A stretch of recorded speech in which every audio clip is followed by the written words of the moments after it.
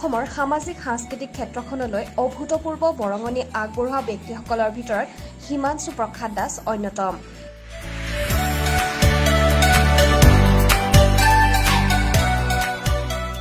হিমাংশু প্ৰসাদ দাস একেধাৰে পৰিচালক, script writer, অভিনেতা। সামাজিক ৰাজনৈতিক সকলো বিষয় সামৰি আজি সাক্ষাৎকাৰ গ্ৰহণ কৰিলে এনিভকাছ.কমৰ সম্পাদক সংগীতা শইকীয়াই। আহকচোন আমি চাওঁ সাক্ষাৎকাৰটো।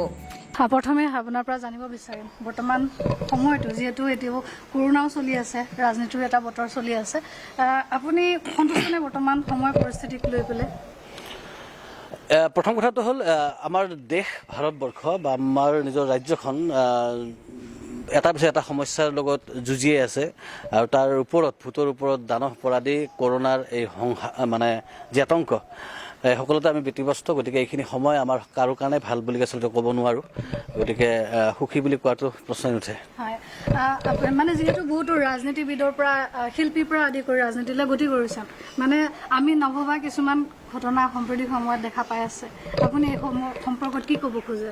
নহয়, ৰাজনীতি আৰু সাংস্কৃতিক কৰ্মী আৰু ৰাজনীতিৰ সম্পৰ্ক এতিয়া নহয়, বহুত পুৰণি সম্পৰ্ক। ৰাজনীতি বিভিন্নজনে বিভিন্ন সময়ত বিভিন্ন ধৰণে কৰিছিলে। আমি যদি বেলেগ কথা নকওঁ, জ্যোতিপ্ৰসাদ আগৰৱালাদেৱৰ কথাই যদি কওঁ, তেওঁ ভাৰতবৰ্ষৰ স্বাধীনতা আন্দোলনৰ লগত জড়িত হৈছিলে, সেয়াও এটা ৰাজনীতি। তেওঁ গণনাট্য সংঘৰ সভাপতি আছিলে, সেয়াও এটা ৰাজনীতি। বিষ্ণুপ্ৰসাদ ৰাভাই হাতত বন্দুক লৈ প্ৰকৃত কৃষকক মাটিৰ গৰাকী কৰিবৰ কাৰণে তেওঁ বিপ্লৱৰ পথ বাছি লৈছিল, সেয়াও ৰাজনীতি। বা তেওঁ বিধানসভালৈকে গৈছিল, সেয়াও ৰাজনীতি। বা ইয়াৰ আগতে বিজু ফুকন, নিপন গোস্বামীদেৱ, বিভিন্নজনে ৰাজনীতি, ভূপেন হাজৰিকা সকলোৱে অংশগ্ৰহণ কৰিছে। গতিকে এইটো এটা নতুন খবৰ নহয়, নতুন কথা নহয় যে ৰাজনীতিলৈকে, প্ৰত্যক্ষ ৰাজনীতিলৈকে কোনোবা সাংস্কৃতিক কৰ্মীয়ে আহিছে। কিন্তু এইবাৰৰ কথাটো অকণমান ব্যতিক্ৰম এইকাৰণে, আমাৰ সকলোৰে চকুত এইকাৰণে পৰিছে বিশেষকৈ, কিয়নো এই ৰাজনীতিলৈকে গতি কৰা বেছিভাগ ব্যক্তিয়ে বহুত বেছি সামাজিক কামৰ লগত আগৰ পৰা সম্পৰ্কিত নহয়, কিন্তু তেওঁলোকে যোৱা কা আন্দোলনত হঠাৎ সক্ৰিয় হৈ উঠিছিল আৰু কা আন্দোলনত সক্ৰিয় হৈ উঠাৰ পিছত সেইখিনি সময়ত তেওঁলোকে যি স্থিতি লৈছিলে তাৰ সম্পূৰ্ণ বিপৰীত এটা স্থিতি লৈ তেওঁলোকে ৰাজনৈতিক মঞ্চখনলৈকে আহিছে। মানুহ আচৰিত হৈছে এইটো কথা। ৰাজনীতিত অহাটো আহিব পাৰে, যিকোনো ব্যক্তি আহিব পাৰে, যিকোনো ব্যক্তিয়ে, ভাৰতবৰ্ষৰ সংবিধানে আমাক সেই অধিকাৰ দি থৈছে। গতিকে এজন গায়ক বা এজন অভিনেতাও তেওঁ ভাৰতবৰ্ষৰ নাগৰিক, গতিকে তেওঁ নিশ্চয় ৰাজনীতিলৈকে আহিব পাৰে। কিন্তু ৰাজনীতিলৈকে অহাৰ কাৰণে যিবিলাক যুক্তি তেওঁলোকে দাঙি ধৰিছে, সেইবিলাক বৰ হাস্যাস্পদ। আপুনি যিহেতু কা আন্দোলনৰ সময়ত আপুনি সক্ৰিয়ভাৱে নহ'লেও মই লক্ষ্য কৰি আছিলোঁ, বিভিন্ন ধৰণৰ সক্ৰিয়ভাৱে আছিলোঁ, কেৱল কবিতাৰে বা বিভিন্ন ধৰণৰ নাটক বা বিভিন্ন আপুনি উপায় ভিডিঅ' ছ'চিয়েল মিডিয়াৰ জৰিয়তে আপুনি এটা ছ'চিয়েল মিডিয়া বুলি নহয়, কা আন্দোলনৰ সময়ত আমি সক্ৰিয়ভাৱে আছিলোঁ। কেৱল আমি লতাশিল বা চানমাৰী ফিল্ডত আমি নাছিলোঁ। তাৰমানে এইটো নহয় যে আমি কা আন্দোলনত নাছিলোঁ, আমি গাঁৱৰ মাজত আছিলোঁ। মই বুজি পাইছোঁ। মই কেৱল কথা প্ৰসংগত মই কৈছোঁ যে সকলো মানুহে চানমাৰী ফিল্ডলৈকে অহা নাছিলে, বা চানমাৰী ফিল্ডত আহিলে যে আচলতে কা বিৰোধ কৰা হ'ব, আমি সেইটো কথা তেতিয়াও বিশ্বাস কৰা নাছিলোঁ আৰু এতিয়াও বিশ্বাস কৰা নাই। আমি অসমৰ সৰ্বসাধাৰণ ৰাইজ, গাঁৱত বাস কৰা মানুহৰ মাজত এই আইনখনৰ ভয়াৱহতাৰ বিষয়ে লৈ যাবৰ কাৰণে চেষ্টা কৰিছিলোঁ বিভিন্ন জনমঞ্চৰ মাধ্যমেৰে। কেৱল ছ'চিয়েল মিডিয়া নহয়, আমি প্ৰত্যক্ষভাৱে মানুহৰ ওচৰলৈকে গৈছিলোঁ, ৰাইজক একগোট কৰিছিলোঁ, আৰু সেই স্থিতিত আমি তেতিয়াও আছিলোঁ আৰু সেই স্থিতিত আমি এতিয়াও আছোঁ। যিহেতু কবিতাৰে আপুনি জাগৰণ সৃষ্টি কৰা প্ৰয়াস কৰি আছিলে, এই মুহূৰ্তত আপুনি আপোনাৰ মুখৰ পৰা সেই তেতিয়া যোনটো কবিতা লিখিছে আৰু এতিয়াৰ কি সম্পৰ্ক আছে, তাৰ মানে কিবা বিশ্লেষণ আগবঢ়াব বিচাৰে নেকি? সেইখিনি সময়ৰ যিটো উত্তাল পৰিৱেশ সমগ্ৰ ভাৰতবৰ্ষত, আৰু এই আইনখনৰ বিৰুদ্ধে জনগণে যি ঐক্যবদ্ধ এটা প্ৰতিবাদৰ নিদৰ্শন দাঙি ধৰিছিলে, তাত এজন কেৱল সাংস্কৃতিক কৰ্মী হিচাপে নহয়, এখন দেশৰ নাগৰিক হিচাপে আমিও তাত অংশগ্ৰহণ কৰিছিলোঁ। কবিতা, গান, নাটক, চিনেমা সকলোবিলাকে প্ৰতিবাদৰ এটা মাধ্যম হ'ব পাৰে আৰু হৈ আহিছে। ইতিহাস চালে আমি দেখা পাওঁ, বুজি পাওঁ। গতিকে সেইখিনি সময়ত মই লিখিব খোজা কবিতাটো আৰু আজি এইখিনি সময়ত লিখিব খোজা কবিতাটোৰ মাজত মই কিন্তু মূলত পাৰ্থক্য দেখা নাপাওঁ। কেইটামান মানুহে বিশ্বাসঘাতকতা কৰিছে, তাৰ অৰ্থ এইটো নহয় যে বিপ্লৱৰ প্ৰয়োজন নাই, তাৰ অৰ্থ এইটো নহয় যে তাৰমানে সেই আইনখন ভাল আইন হৈ গ'ল। কিছুমানে কৈছে আৱেগিকভাৱে তেওঁলোকে সেই আইনখনৰ বিৰোধী আন্দোলনত ভাগ লৈছিলে, কা আন্দোলনত ভাগ লৈছিলে বুলি কৈছে, কিন্তু আমি আৱেগিকভাৱে লোৱা নাছিলোঁ, আমি যুক্তি সহকাৰে লৈছিলোঁ। আমি কাৰোবাৰ কথা শুনি যোৱা নাছিলোঁ, আমি নিজে সেই আইনখন অধ্যয়ন কৰি তাৰ ভয়াৱহতাৰ বিষয়ে উপলব্ধি কৰি আমি তাৰ বিৰুদ্ধে প্ৰতিবাদ কৰিছিলোঁ। গতিকে আমাক কোনোবাই কাইলৈ যদি সেই আইনখনত থকা ভুলবিলাক আমি যাক ক্ষতিকাৰক বুলি ভাবিছোঁ সেইবিলাক যদি তাৰ পৰা নোহোৱা হৈ যায় তেতিয়াহ'লে আমাৰ প্ৰতিবাদ কৰিব লগা একো নাই কা আন্দোলনখনক লৈ। কিন্তু আমি সেই একে যুক্তিত এইকাৰণে অটল হৈ আছোঁ কিয়নো আজিৰ পৰা 7 মাহ আগতে আমি যিবোৰ কাৰণত সেই আইনখন বেয়া বুলি কৈছিলোঁ সেই একেখিনি কাৰণ এতিয়াও আছে। গতিকে তাক ভাল পোৱা হৈ যোৱাৰ কোনো যুক্তি নাই। এইটো মানে সকলোৱে জানিব বিচাৰিব অসমৰ ৰাইজে হিমাংশু প্ৰসাদ দাস কোনো ৰাজনীতিৰ দলৰ লগত জড়িত হ'ব নেকি? মই ৰাজনৈতিক দলৰ লগত সম্পৰ্ক নাই, কিন্তু আমি প্ৰত্যেক ব্যক্তিয়ে আচলতে ৰাজনীতিৰ লগত সম্পৰ্কিত। যিবিলাক ব্যক্তিয়ে কয় যে ৰাজনীতি বেয়া, ৰাজনীতিৰ লগত জড়িত হ'ব নালাগে, সেইটো আচলতে আটাইতকৈ ভয়ংকৰ কথা। অৰাজনৈতিক বুলি কোনো পৃথিৱীত বস্তু নাই আৰু ৰাজনীতিৰ লগত পৰোক্ষভাৱে আমি সকলোৱে জড়িত হৈ থাকোঁ, যিটোকে এখন দেশত আমি বাস কৰোঁ। ৰাজনৈতিক দলৰ কথা মই ভবা নাই, কেতিয়াও ভবা নাই, এই মুহূৰ্তলৈকে তেনেকুৱা ধৰণৰ চিন্তা অহাই নাই। কিন্তু মই সচেতন নাগৰিক হিচাপে আৰু এজন সাংস্কৃতিক কৰ্মী হিচাপে কেৱল মই মানে ফুল তৰা গান মানে জোনাকী ৰাতি তাৰপিছত কাৰোবাৰ মেঘালী চুলি তাক লৈ মই গান কবিতা লিখি থাকিব কেৱল নিবিচাৰোঁ। মোৰ গান নাটক চিনেমাৰে বৰ্তমান সময়ত কি ঘটি আছে আৰু ভৱিষ্যতটো আমি কেনেকৈ হোৱাটো বিচাৰোঁ বা মানুহৰ অধিকাৰ, মানুহৰ প্ৰয়োজনীয়তা, সেই কথাবিলাককো মই নাটক গান চিনেমাৰ মাজেৰে তুলি ধৰিব খোজোঁ ৰাইজৰ ওচৰত। কেৱল আৰু মানে হ'ল আৰু বহুত আৰু তোমাৰ তাৰমানে মেঘালী চুলিত মই মানে আশা দেখা পাওঁ, মোৰ কিবা তোমাৰ চকুত নীলা নীলা চকুত মই অমুক বিচাৰি পাওঁ। ঠিক আছে, তেনেকুৱা গান কবিতাও লাগে, মই নালাগে বুলি নকওঁ। কিন্তু যেতিয়া আমাৰ সংকটৰ সময়, এইখিনি সময়ত যেতিয়া মানুহে খাবলৈ নাপাই মৰিছে, বহু মানুহে চাকৰি নোহোৱা হৈছে, আত্মহত্যাৰ নিচিনা পথ বাছি ল'ব লগা হৈছে, সেইখিনি সময়ত মই কাৰোবাৰ নীলা চকুৰ মাজত ডুবি থকাটো বহুত যুক্তিপূৰ্ণ বুলি নাভাবোঁ। যিহেতু আপুনি এগৰাকী অসমৰ সম্পদ বুলি আমি গণ্য কৰোঁ বা সকলো ৰাইজে সেইটোৱে গণ্য কৰে, আপোনাৰ ভৱিষ্যত পৰিকল্পনা কি এজন সক্ৰিয় সমাজ সচেতন ব্যক্তি হিচাপে? মই গান নাটক চিনেমাৰ মাজেৰে মই মোৰ কৰ্তব্য পালন কৰিব খোজোঁ। আচলতে মই বিশ্বাস কৰোঁ যে প্ৰত্যেক মানুহৰে যিটো কাম, তেওঁ সেই কামটো যদি পাৰফেক্টলি, চিনচিয়াৰলি আৰু অনেষ্টলি সেই কামটো যদি কৰে, সেই সম্পূৰ্ণ সততাৰে আৰু নিয়মানুবৰ্তিতা মানি যদি কাম কৰে, তেতিয়াহ'লে তাৰ দ্বাৰা নিশ্চয় সমাজৰ লাভ হয় বুলি আমি বিশ্বাস কৰোঁ। আৰু মোৰ যিটো কাম, সেই কামটোত মই পালা মাৰিব নোখোজোঁ, সেই কামটোক মই এনে কৰিব লগা খাতিৰত কৰিব নিবিচাৰোঁ, তাক মই ধুনীয়াকৈ সৰ্বাংগ সুন্দৰভাৱে ৰাইজৰ ওচৰলৈকে লৈ যাব খোজোঁ। সেয়া গানেই হওক, নাটকেই হওক, চিনেমাই হওক।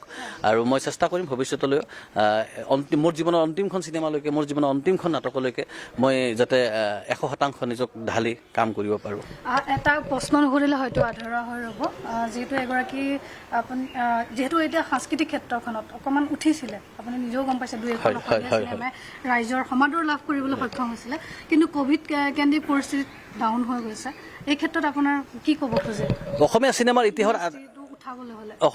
ইতিহাসৰ আটাইতকৈ ভাল লগা সময়খিনি আছিলে যোৱা কিছু সময়, কিয়নো একেখিনি সময়তে অসমীয়া চিনেমাই বক্স অফিচতো কোটি কোটি টকাৰ ব্যৱসায় কৰিবলৈ সক্ষম হৈছিলে। আৰু একেখিনি সময়তে ৰীমা দাসেই হওক বা ভাস্কৰ হাজৰিকাই হওক, তেওঁলোকৰ চিনেমাবিলাকে দেশ বিদেশৰ সন্মানীয় চিনেমাৰ মহোৎসৱবিলাকত সন্মান বুটলিবলৈ সক্ষম হৈছিলে। একেলগে দুটা ঘটনা ঘটি আছিলে, মানে বক্স অফিচতো কোটি কোটি টকা চিনেমা হললৈকে মানুহ আহিছে, সেইটো এটা ভাল খবৰ। আৰু একেলগে একেখিনি সময়তে আমাৰ কিছুমান চিনেমাই ভাল সন্মানীয় ঠাইত কিছুমান পুৰস্কাৰ পাবলৈ সক্ষম হৈছিলে। কিন্তু সেইখিনি সময়তে যি ক'ভিডৰ এই আতংকই অকল অসমৰ চিনেমা বুলি নহয়, গোটেই পৃথিৱীৰ চিনেমাক ক্ষতিগ্ৰস্ত কৰিছে। আৰু এই মুহূৰ্তত সকলোৱে অপেক্ষা কৰি আছে হলিউডৰ কেইজনমান প্ৰখ্যাত পৰিচালকৰ চিনেমাৰ মুক্তিলৈকে, কিয়নো তেওঁলোক আচলতে ট্ৰেণ্ড ছেটাৰ, তেওঁলোকে আচলতে গোটেই দুৱাৰখন মুকলি কৰি দিয়া মানুহ তেওঁলোক। আৰু তেওঁলোকক দেখিহে আচলতে বলিউডৰ পৰিচালকবিলাকে সাহস কৰিব, আৰু তাৰপিছত হয়তো আমি সাহস কৰিম। কিয়নো কথাটো কৈছোঁ, চিনেমাৰ গোটেই বজাৰখন ইণ্টাৰলিংক, গোটেই পৃথিৱীৰ বজাৰখনৰ লগত সম্পৰ্কিত হৈ আছে। কেৱল অসমীয়া চিনেমা ৰিলিজ দি অসমীয়া চিনেমাৰ অসমৰ হলবিলাক জীয়াই থাকিব নোৱাৰে, সেইকাৰণে তাত হিন্দী চিনেমা মুক্তি পাব লাগিব। এতিয়া হিন্দী চিনেমা মুক্তি অকল তাৰমানে ইণ্ডিয়াত, ভাৰতবৰ্ষত চিনেমা ৰিলিজ দি বলিউডৰ চিনেমা ব্যৱসায় কৰিব নোৱাৰে। তেওঁলোকে একেলগে কানাডাই হওক, আমেৰিকাই হওক, লণ্ডনতে হওক চিনেমা মুক্তি দিব পাৰিব লাগিব। গতিকে গোটেই বজাৰখন গোটেই পৃথিৱীৰ পৰিস্থিতিৰ ওপৰত নিৰ্ভৰ কৰি আছে। গতিকে আমাৰো এখন চিনেমা ৰেডি হৈ আছে, গৰু। আৰু গৰু চিনেমাখন আমি মুক্তি দিয়াৰ কথা আমি চিনেমাখন সকলো ফালৰ পৰা সাজু কৰি থৈছোঁ। চলাইছিলোঁ, চব ৰেডি হৈ আছিলে, চিনেমা প্ৰচাৰ কৰিছিলোঁ। কিন্তু সমস্যাটো হৈছে এতিয়া গৰু চিনেমাখন আমি তেতিয়াহে মুক্তি দিব পাৰিম যেতিয়া গোটেই পৰিৱেশটো আচলতে মুকলি হ'ব। কিন্তু আমি চিনেমাখন মুক্তি দিম চিনেমা হলত, আমি কোনো OTT প্লেটফৰ্মত চিনেমাখন মুক্তি নিদিওঁ। আমি অপেক্ষা কৰিম, দুদিন দেৰি হওক, কিন্তু আমি চিনেমাখন চিনেমা হলতেই প্ৰথম মুক্তি দিম। যিহেতু চাকিৰাৰ পৰা আপুনি গোটেই অসম বিখ্যাত হৈ গৈছে, চাকিৰাৰ নিচিনা আমি চিনেমা উপহাৰ পোৱাৰ আশা আছে নেকি? গৰু চিনেমাখন চাকিৰাত আটাইতকৈ ইণ্টাৰেষ্টিং মই এইটোৱে ক'ব পাৰিম চাকিৰা চিনেমাখন চাই বহুতে ভাল পাইছিলে বা এতিয়াও বহুত ব্যক্তিয়ে অসমত সেই চিনেমাখনৰ প্ৰসংগত বিভিন্ন কথা কয় গৰু চিনেমাখন তাতকৈ এইকাৰণে কৈছোঁ যে একটো টেকনিকেলি চাকিৰাতকৈ গৰু চিনেমাখন বহুত চাউণ্ড হয় আৰু তাৰ পিছতে তাৰ কাহিনীটো আৰু গৰু চিনেমাখন যে আমি দুদিন অপেক্ষা কৰি হ'লেও আমি যে ধৈৰ্য হেৰুওৱা নাই যে দুদিন অপেক্ষা কৰি হ'লেও চিনেমা হলতেই মুক্তি দিম বুলি কৈছোঁ তাৰ কাৰণ আছে কিয়নো গৰু চিনেমাখন তাৰ যিটো বিশালতা তাৰ কাহিনীৰ ফালৰ পৰাই হওক বা গোটেই নিৰ্মাণ শৈলীটো মানুহে চিনেমা হলত চিনেমাখন চাই বেছি এনজয় কৰিব চমুকে গৰু চিনেমাখনৰ বিষয়ে অকণমান জানিব বিচাৰিম একজেক্টলি গৰু চিনেমাখনৰ কাহিনী ভাগত কেনেকুৱা কথা সন্নিৱিষ্ট কৰি গৰু চিনেমাখনত গৰু এটা হেৰাই গৰু চিনেমাখনৰ মূল নায়ক বা মূল নায়িকা হ'ল গৰু গৰু মানে আমাৰ চাৰিঠেঙীয়া ঘৰচীয়া জন্তু আৰু গৰু এটাক লৈ চিনেমাখনৰ কাহিনী আগবাঢ়ে পটভূমি গুৱাহাটী আৰু তাতেই প্ৰেম আছে কমেডি আছে চিনেমাখনৰ মূল তাৰ যিটো ৰস সেইটো আচলতে হাস্যৰস মানুহে হাঁহিবলৈ ঢেৰ সুযোগ পাব কিন্তু চিনেমাখনৰ এণ্ডিং যিটো পইণ্ট শেষ মুহূৰ্তত আমি ভাবোঁ যে চিনেমা হলৰ পৰা ওলাই অহাৰ সময়ত মানুহে এটা লগত চিন্তাও লৈ আহিব এইটো হৈ গ'ল নেকি এটা ছাৰপ্ৰাইজ আছে এটা চিনেমাখনৰ এটা ছাৰপ্ৰাইজ আছে লাষ্ট 3 মিনিট 4 মিনিটত আৰু সেই মমেণ্টটো চিনেমাখন আটাইতকৈ ইম্পৰ্টেণ্ট সময় লাষ্ট মিনিটত আচলতে ক'বলৈ গ'লে আৰু সেই লাষ্ট মিনিটটোৰ কাৰণে আচলতে গোটেই চিনেমাখন আচলতে ক'বলৈ গ'লে আমি যে 1.5 ঘণ্টা 1 ঘণ্টা 40 মিনিটৰ চিনেমা এখন বনাইছোঁ আচলতে লাষ্টৰ 1 মিনিটটোৰ কাৰণে সেই 1 মিনিট আছে কোনোবাই যদি গোটেই চিনেমাখন চাই উঠি লাষ্টৰ 1 মিনিটৰ এইখিনি সময়ত যদি চাপ'জ কিবা কথাত তেওঁ চাপ'জ টয়লেটত গ'ল বা ফোন আহিলে ফোনটো চালে তেওঁ যদি মিছ কৰি দিয়ে তেতিয়াহ'লে তেওঁ চিনেমাখন আটাইতকৈ ইণ্টাৰেষ্টিং বা আটাইতকৈ হেৰুৱাই পেলাব চিনেমাখন আটাইতকৈ গুৰুত্বপূৰ্ণ সময়টো হ'ল চিনেমাখনৰ শেষ মিনিটটো ক'ত ক'ত শ্বুটিং হৈছিলে গৰু চিনেমাখনৰ শ্বুটিং হৈছিলে মিৰ্জাত হৈছিলে গুৱাহাটীত হৈছিলে শ্বিলঙত হৈছিলে মুখ্য অভিনেতা চিনেমাখনৰ মুখ্য অভিনয় এটা আছিলে চন্দন দাস লনিশ্ৰী দাস কমল লোচন বৰ্তমান সময়ত দুটি মনৰ জোনাক নামৰ ধাৰাবাহিক এখনৰ জৰিয়তে সমগ্ৰ অসমৰ চিনাকি হৈ পৰিছে ঠিক তেনেকৈ চন্দন দাস তেওঁ নাটকৰ লগত জড়িত অভিনেতা মূলত শেহতীয়াভাৱে দীপলিনা ডেকাৰ ভবাই নাছিলোঁ নামৰ গানটোত জড়িত অসমৰ মানুহে চিনি পোৱা হৈছে আৰু লনিশ্ৰী দাস এগৰাকী প্ৰতিভাশালী অভিনেত্ৰী আৰু খুব ধুনীয়া অভিনয় কৰিছে লগতে বাহাৰুল ইছলাম আছে পাকিজা বেগম আছে অৰুণ নাথ আছে সিদ্ধাৰ্থ মুখাৰ্জী আছে প্ৰাঞ্জল শইকীয়া আছে এই জ্যেষ্ঠসকলতো আছে মানে খুব অভিজ্ঞ ব্যক্তি আছে আৰু একদম ইয়ং নতুন টেলেণ্টেড ল'ৰা ছোৱালীবিলাক নৱগতাসকলো আছে গতিকে আপুনি সুবিধা দিছে নাই সুবিধা মই দিয়া নাই আচলতে তেওঁলোকৰ পৰা মই সুবিধা লৈছোঁ কাৰণ তেওঁলোকৰ নতুন জোচটোৱে কাম এটা কৰি থকা ডেফিনেটলি কৰে যেতিয়া এটা টীমত উৎসাহী মানুহেৰে ভৰি থাকে তেতিয়া তেওঁলোকৰ পৰাও আকৌ এটা জোচ আহে হয় এনেদৰে পৰৱৰ্তী সময়ত লগ পোৱাৰ প্ৰতিশ্ৰুতিৰে আজিৰ অনুষ্ঠান সামৰণি মাৰিলোঁ।